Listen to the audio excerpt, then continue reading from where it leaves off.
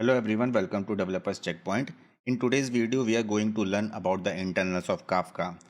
Specifically, we are going to learn about how data is actually stored on disk. So whenever we push some data on Kafka, that data is stored in a persistent manner on disk. So we are going to focus specifically on that part, that how data is stored on disk inside Kafka. So what are the topics that we are going to cover today? So we are going to learn about the partition allocation. So we have already discussed about the partitions in Kafka. If you have not gone through those videos, I will highly suggest to go through that video first.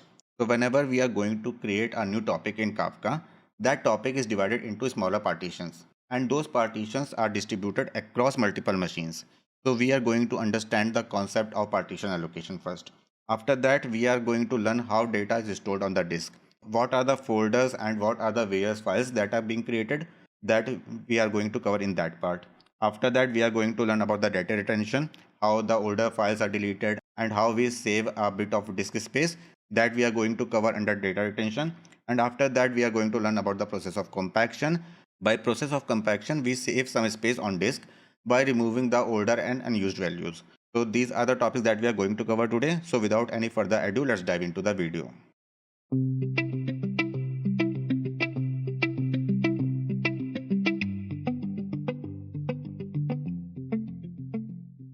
So let's discuss about the partition allocation first. So as we have discussed that Kafka is a distributed commit log, and it used to run across multiple machines which are known as the brokers. Okay. So let's say that we are having three brokers here, broker 1, broker 2 and broker 3. And let's say we are going to create a new topic. Okay. So specifications of the topic is we are going to have three partitions and two replicas. So we are going to have a topic that is having a three partition and two replicas. Now, what is the logic of distributing those topics across those brokers? Okay, so what generally happens here? We start with a random broker. Okay, so let's start with the broker 1. So we are going to start with a random broker, and we start allocating partition in a cyclic order. So partition 1 will be allocated to broker 1, partition 2 to broker 2, and similarly in case of partition 3 will be allocated to broker 3. So all the partitions will be allocated to the brokers in a cyclic order starting from a random node. We have selected broker 1 here as the random node, but it can be any node in the system. Each of these partition is going to have two replicas. Okay, so each of these partitions is going to have two replicas. So we are going to follow the same logic, but instead of selecting a random broker, we are going to select the next broker. So here we are having partition 1 hosted on broker 1. So which is the next broker? Broker 2 is the next broker. So what it is going to do? It is going to allocate replica to broker 2. And what about the other replica? The other replica will be allocated in the same manner in the cyclic order, and it will be allocated to the broker 3. Okay, so let's discuss about the broker 2 here. So the next broker of broker 2 is broker 3. So the first replica of partition 2 will be allocated to broker 3, and the other replica will go to the broker 1. And similar will happen in case of broker 3. So we are going to allocate one of the replica to broker 1 and the other replica to broker 2. So in this way, we have allocated partitions and replicas to our brokers. Okay, so we have our partition and replicas. Now let's discuss how data is actually stored inside those partitions. Okay, so whenever we zoom into a particular broker, so let's say this is our broker, the information is stored in form of folders. Okay, so let's say we were having one partition and two replicas. So we are going to have one folder for the partition data and the other folders for the replica data. So we are going to have different folders for different partition and replicas. So in the case we discussed earlier, we are having a one partition and two replicas. So we are going to distribute those information in such a way.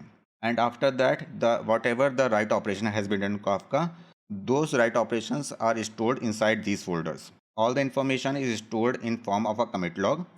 So each and every folder is having a file on which we are writing the data. So these files are known as the segment. We have folders for partitions and replicas, and inside those folders we store the information in form of a log file, and each of those log file is known as a segment. So folders, log files, segments that we have covered, but how long do we have to retain this log file?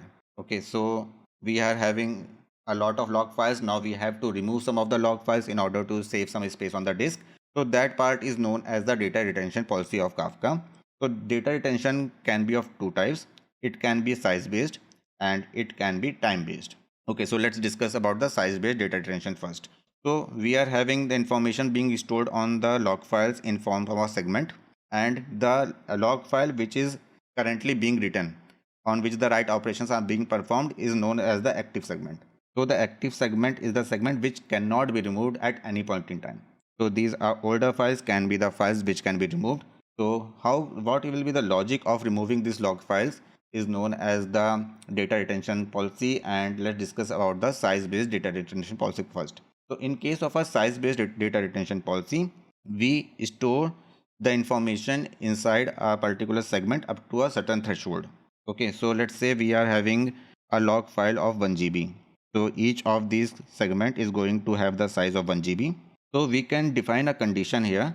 For example, let's say that we want 5 GB of data and each segment will be of size 1 GB. So in this case, let's say till now is the fifth part.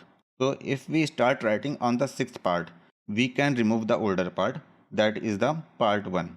This is how we delete the older files and maintain the consistent disk utilization in Kafka. We can continue to remove the segments whenever the size of the particular partition is going above 5 GB. Okay, so each and every segment is going to be of size 1 GB, and whenever the size is going to cross the threshold, we are going to remove the oldest one. So this is the size based data retention. Now let's discuss about the time based data retention. So in case of time based data retention, we create these log files in terms of time. Okay, so we can say that log file or the each segment represents a day. So if we want to have the data of 4 day and each segment can be of size 1 day, so on the fifth day we are going to create a new segment and we are going to remove the oldest segment.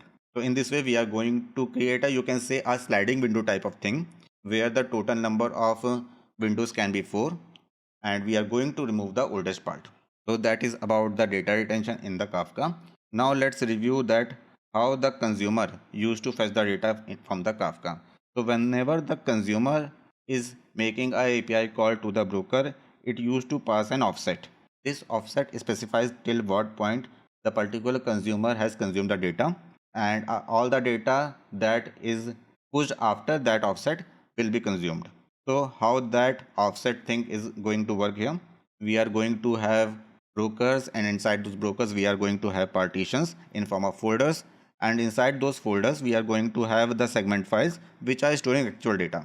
So Kafka used to create an index till what point we are having the information stored in a particular segment. So each of this segment will carry a range along with them. So this range specifies the till what keys it is having the information. So we can assume that this particular segment is having the keys from 1 to 10. So the index is going to store that information, and whenever any client is requesting the information respected to that offset, it can redirect the request to the particular partition or the particular segment. So now let's discuss about the data compaction. Data compaction is the process by which the Kafka saves some space on disk. It used to remove the unused files, all the entries that is having the duplicate entries. The process of compaction is very important for saving some space on the disk. So what basically happens in process of compaction is, so Kafka is going to allocate a worker thread for the process of compaction. And what worker thread is going to do? It is going to read all the segments and store the information in the key value form. So let's say we are having a key user ID and the corresponding value is the phone number. So let's say that these are the entries where the user ID A is having the phone number of, let's say, 123. Okay, so at any particular time we only want the updated value. So there is no need of these older values. So we can remove these older values and can store only the updated value of A in the new segment, and in this way we can save a lot of space on the disk. So this is the process of data compaction. So guys, that is for the video. We learned about data storage on disk inside Kafka. So please like the video and subscribe to the channel if you like the content. See you guys in the next video. Till then, goodbye.